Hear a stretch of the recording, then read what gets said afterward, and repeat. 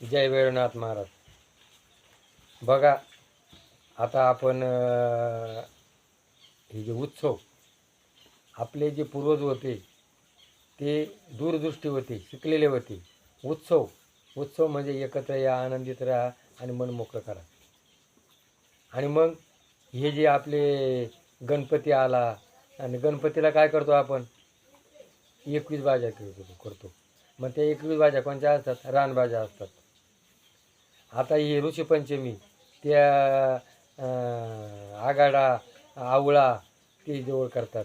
ज्यावेळेला पूजा करतो त्यावेळेला या 5 झाडाची पानं असतात. त्याच्यामध्ये ओझोनवायू असतो.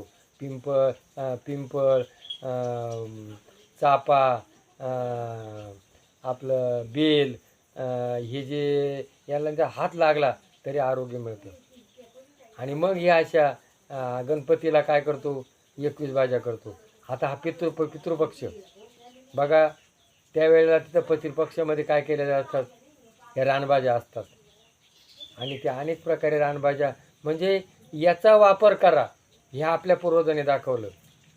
पितऱ्याला काय असं चायनीज लागत नाही, पितऱ्याला काय वडापाव लागत नाही, पितऱ्याला काय असं बर्गर लागत नाही.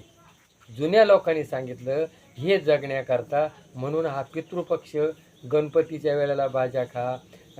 या पितृपक्षामध्ये ह्या रानभाज्याचा वापर करा असं आपल्या पूर्वजांनी सांगितलं.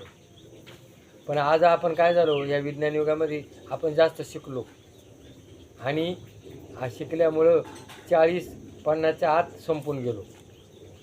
म्हणून जास्त जगण्याकरता आणि बलवान राहण्याकरता आपल्या पूर्वजांनी हे जे उत्सव दिलेत, हे ऋतू दिलेत. बघा आपल्या पूर्वजांनी काय केलं असतं, थंडी असती आणि त्या थंडीच्या वेळेला अंगात उष्णता पाहिजे. मग त्याने काय केले, तीळ गुळगी आणि गोड बोला म्हणजे तिळाचा वापर करा. आता अंगामध्ये काय असती, उष्णता असते, वात पित्त कफ. आणि मग गुढीपाडव्याला काय करतात, कडुलिंबाचे पानं खातात.